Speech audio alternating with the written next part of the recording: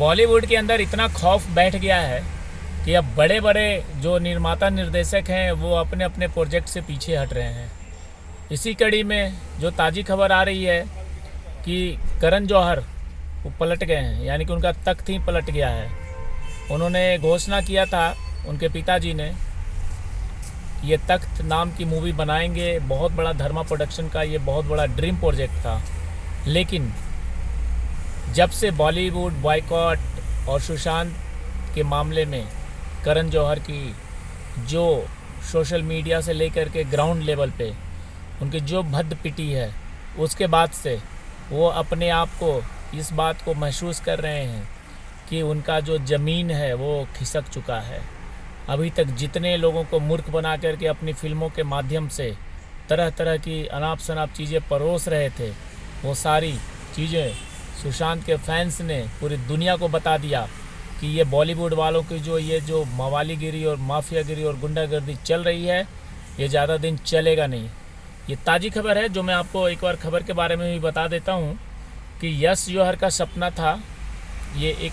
Project था इनका धर्मा production का, तख्त नाम से प्रोजेक्ट था।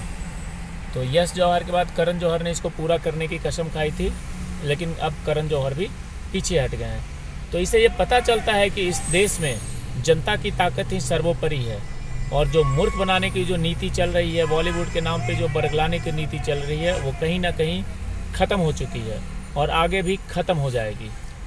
जैसे कि हम लोग जानते हैं, जैसी करनी होती वैसी भरनी होती है। करण जौहर साहब की बॉलीवुड इंडस्ट्री ने किसी एक 74 साल के पिता और 4 बहनों के पास से जो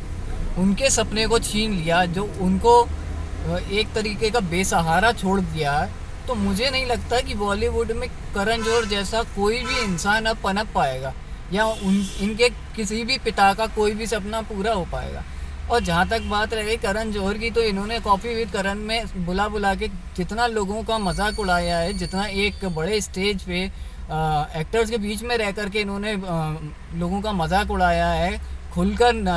नेपोटिज्म रॉक्स जैसे नारे लगाए हैं इन्होंने, वरुण धवन ने और भी कई सारे कलाकारों ने मिलके। तो मेरे को लगता है करण जौहर को अब ये बात समझ में आ गई कि नेपोटिज्म रॉक्स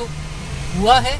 या हिंदुस्तान की जनता का जागने के बाद बॉलीवुड का बेड़ा गर्क हुआ है। क्योंकि बॉलीवुड जिस तरीके से अश्लील और फूहड़ता हम लोगों के सामने परोसता आया था, आज उसको सिरे से नकारते हुए सिर्फ मल्टीप्लेक्सेस में ही नहीं बल्कि OTT प्लेटफॉर्म पर भी इन सब बॉलीवुडिया वालों को दौड़ा दौड़ा के भगाया जा रहा है, और इनको इन्हीं की भाषा में जवाब दे रही है हिंदुस्तान की जनता। ये बात अपने आप में बहुत क्लियर मैसेज है इन सारे बॉलीवुड में बैठे हुए लुटियंस और